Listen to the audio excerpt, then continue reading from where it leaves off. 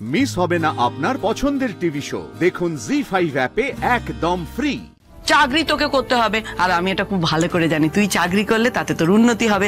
সেটা তো আবার মহারানী সহ্য করতে পারবে না। তো এই ঝগড়া কি চলবেই?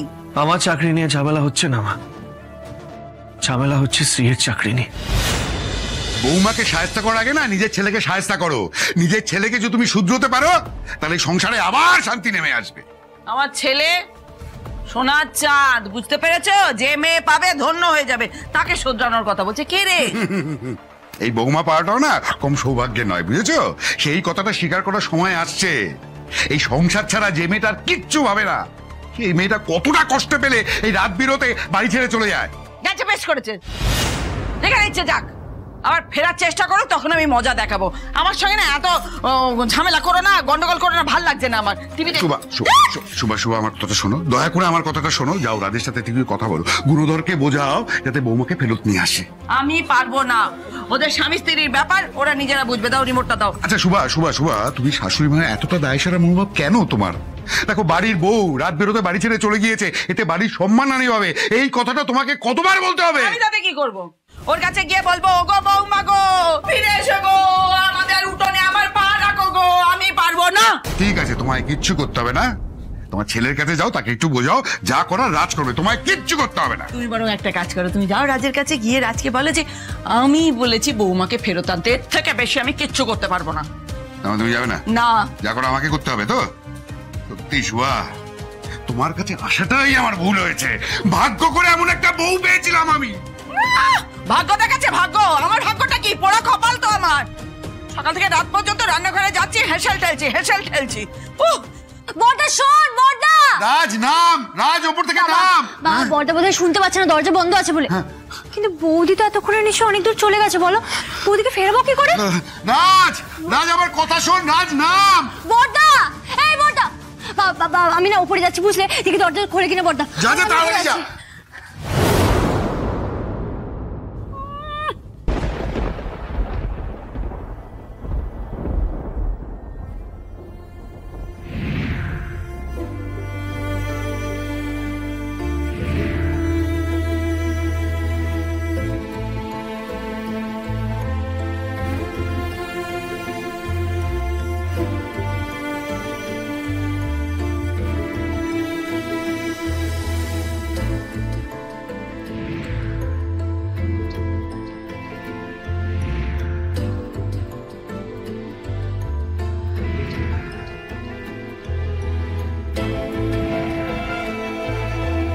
আর তুমি যদি আজকে আমাকে জবাব না দাও, তাহলে আমিও বুঝে যাবো যে তোমার আর সতীশের রিলেশনটা প্রফেশনাল না। বুঝে যাবো যে তুমি আমাকে কোনোদিনও ভালোবাসোনি।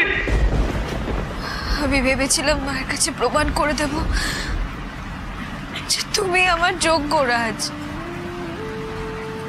কিন্তু আজ যে তোমাকে ভালোবেসে এতটা কষ্ট পেতে হচ্ছে আমাকে। আমি কি করে বাড়ি যাব? কি করে মুখ দেখাবো মাকে? মা তো আমাকে দেখলেই বলবে যে ঠিক এ কারণে আমি তোকে আগে থেকে সই করিয়ে রেখেছিলাম ওই পেপারটা। শ্রী,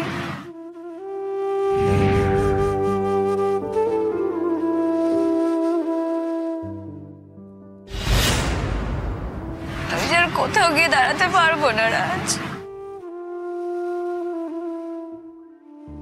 কোথাও মুখ দেখাতে পারবো না।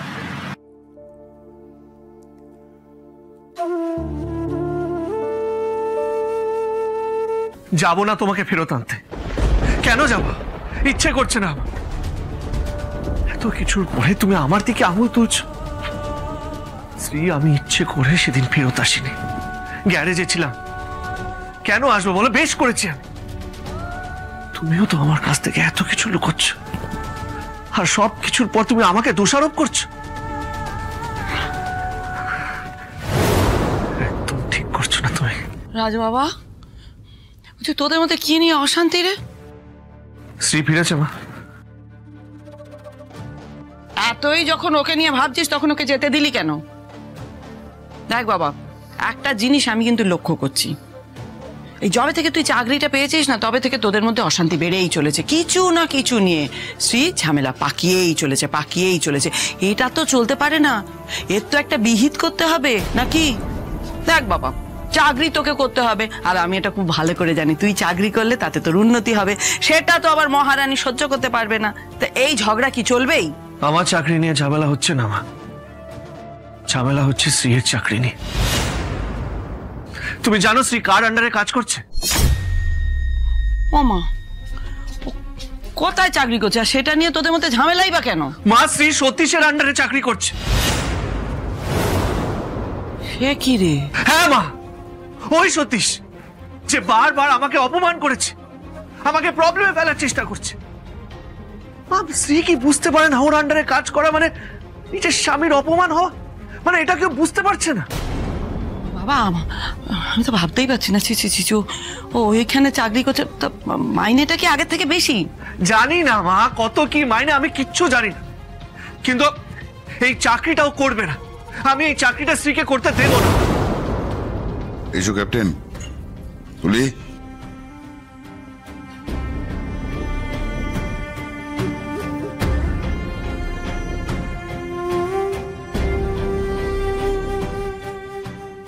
সেই তো বৌদি, কি হয়েছে তোমার?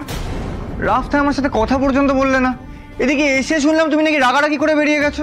বাদল, এই সমস্ত কত পরে হবে। হ্যাঁ, মাকে ডাক। দাদা কোথায়? দাদাকে ডাক। দাদা, ও মা, আরে বৌদি এসেছে, তাড়াতাড়ি এসো। মা, শ্রীকে গিয়ে বলে দেয় চাকরিটাও করবে না। দেখ বাবা, আজকে কিছু বলার দরকার নেই, যা বলার যা করার কালকে করবি। এক্ষুনি ভাবলুম আর এক্ষুনি বলে দিলুম, এটা তো হয় না, বুঝতে পারলি তো? বুঝেছি তুমি শ্রীকে কিছু বলবে না, ঠিক আছে, তাহলে আমি ওকে বলে দেবো। ওই দেখো, আজ একটা কেলেঙ্কারি হবে। রাজ বাবা, ঘরে চলো। রাজ বাবা, আজ আর কোনো অশান্তি নয়। অশান্তি আমিও চাইছি না বাবা, কিন্তু এইবার ফাইনাল ডিসিশন দিতে হবে। হ্যাঁ বাবা, কোনো অশান্তি করিসনি, যা হবে কাল হবে, তোকে বলেছিল না? ঘরে চলো শ্রী। আমার যেতে ইচ্ছে করছে না।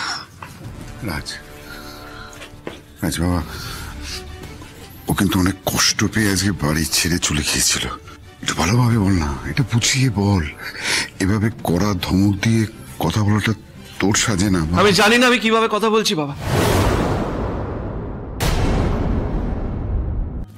এতক্ষণে নিশ্চয়ই রাজ বাড়ি পৌঁছে গেছে। এবার রাজকে একটা ফোন করি, ওদের স্বামী স্ত্রীর মধ্যে যে আগুনটা চলছে সেটা একটু বাড়িয়ে দে।